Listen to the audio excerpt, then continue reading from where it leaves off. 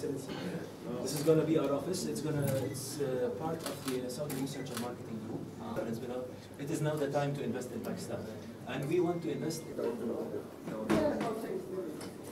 Is good? Yes. Okay. Thank you.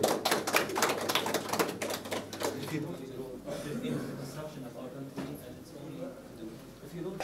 He is a bit of a legend. Arab News has embarked on a mission to redefine it. Has become a credible source of reporting on events. Thank you. Thank you very much, sir. Bakr did all the hard work. ये बड़ी एक खुशाइंद बात है कि इतना जो बड़ा अखबार है खलीज का, अरब वर्ल्ड का, वो यहाँ पर आ रहा है और इसके नतीजे में पाकिस्तान के अंदर जो एक इंटरनेशनल मीडिया प्रेजेंस है वो बढ़ेगी.